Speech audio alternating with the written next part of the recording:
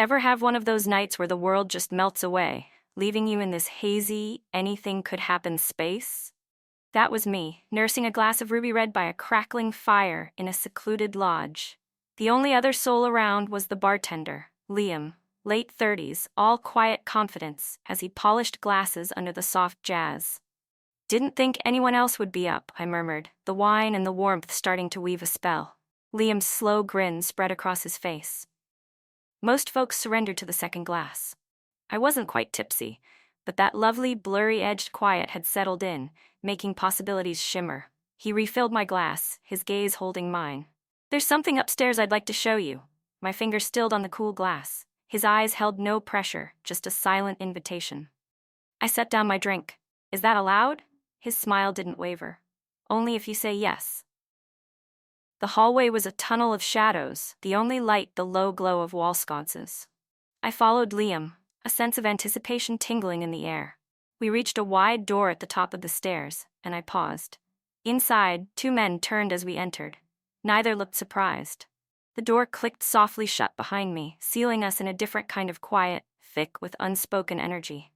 I stood for a beat, my hand lightly on the doorframe, my senses heightened. Liam moved past me, a subtle scent of soap and cedar drifting my way. "Make yourself comfortable, Elara," he murmured, his voice a low caress. Perfect timing. The room wasn't what I'd pictured. Firelight danced on the walls, shadows swaying to the distant jazz. A bottle stood on a low table, 3 glasses already filled. A man on the plush sofa, maybe early 40s with a distinguished touch of silver at his temples, Silas, raised his glass in a silent welcome. The other by the window, Rhys, gave me a slow, knowing smile, like he was still figuring out my place in this unexpected scene. I stepped into the room, the silk of my dress whispering against the floor. The fire crackled a warm counterpoint to the sudden intensity in the air. Rhys crossed to me in a few fluid strides, stopping just close enough to make my breath hitch. "Would you turn around, Elara?" he asked, his hand hovering. I did.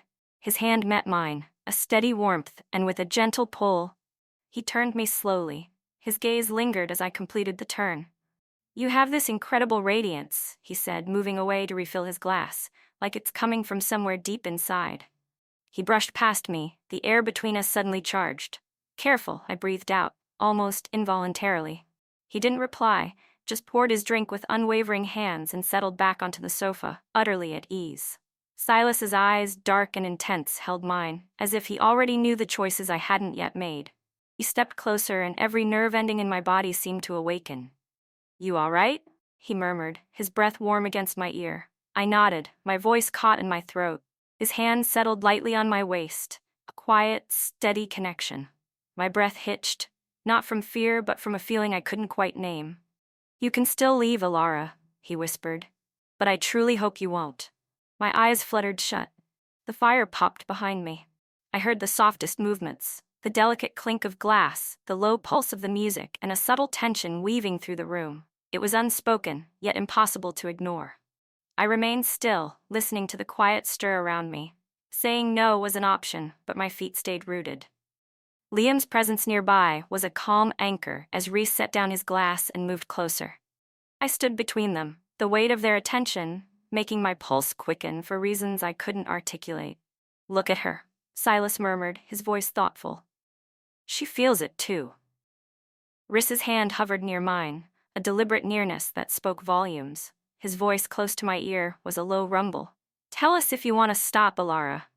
His hands remained still, a gentle presence, and I released a breath I hadn't realized I was holding. Thinking had faded away. One of them guided me forward a single step, and I instinctively reached for the solid comfort of shoulders in front of me. Behind me, I sensed a subtle shift, but I didn't turn.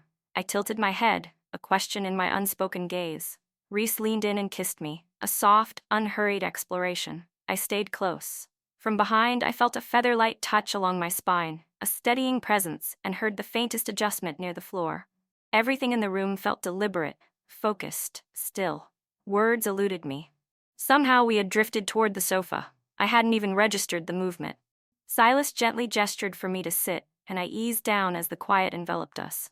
Rhys knelt before me, his fingers tilting my chin until our eyes met. "Still okay, Elara?" His voice was low, careful.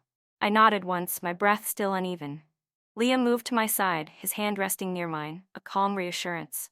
The third man, Liam, stepped behind me, gently brushing my hair aside. I felt the almost imperceptible trace of his fingertips on my shoulder, a silent reading. The room seemed to shrink, voices softening, movements slowing, the air thick with unspoken connection. Rhys leaned in again, his gaze unwavering. Silas sat quietly beside me, not touching, simply present. Liam moved softly behind us, his footsteps a quiet rhythm in the stillness. The moment I stood from the sofa, a subtle shift occurred. I blinked, surprised by a sudden lightness, as if I'd forgotten to breathe. I wasn't sure who had guided me forward, only that steady hands were nearby, offering balance without any force. One of them moved beside me, the softest brush against my back as we walked into a new space, quiet, leading the way.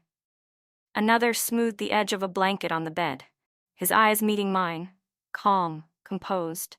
Their movements were unhurried, allowing me to find my own rhythm. I sat carefully on the edge of the mattress, the hush in the room deepening around me. The fire's warmth still clung to me, a comforting presence beneath. The familiar stillness settled between us, centered and grounding. Silas leaned in, pressing a soft kiss to my cheek, a gesture of pure reassurance. Rhys knelt nearby, his hand brushing lightly along my arm, his focus intent, as if he were learning something without words. Liam stepped closer, his hand briefly grazing the edge of the blanket. They never rushed. Their movements were a silent conversation, measured and intuitive. It felt practiced, yet utterly natural, as if they understood the unspoken language of the room. Another kiss, this time on my shoulder, made me pause, acutely aware of every subtle sound. A hand rested gently on my cheek. Instinctively I reached for it, my fingers curling around his forearm, not to hold tight, but to anchor myself. I shifted slightly, leaning toward him without conscious thought. They remained calm. When I lay onto my side, Liam adjusted the pillow behind me, offering gentle support. Rhys sat nearby, our knees barely touching. Silas remained behind, a quiet, steady presence. Their movements were careful, creating space for whatever I needed next. I stayed still, letting the moment unfold. A hand rested briefly near my shoulder. Another smoothed the edge of the blanket. I could no longer discern who was where. I only knew they were around me, a steady closeness, holding a space I hadn't known I craved. I tilted my head back, my eyes half closed, breathing in the stillness. Silas shifted beside me, his words a soft murmur I didn't quite catch. A hand paused near my side. Another rested gently near mine. No demand, just presence. I felt myself leaning into them, not one in particular, but the collective warmth and closeness. Something inside me softened, the guarded edges dissolving, leaving me open, not vulnerable, just receptive. I didn't fight the stillness. Now and then, my breath would catch, a subtle awareness of something new unfolding. I didn't need to name it. Then they helped me sit again. Rhys reached for my hands, steadying me as I found my balance. Silas leaned in, his forehead briefly touching mine, a quiet, grounding connection. Liam was behind me, his fingertips light on my shoulder, a silent reassurance. Someone whispered my name. I didn't know who, but it resonated like a deep, held note. I exhaled as one of them steadied me, their hand a calm weight on my arm.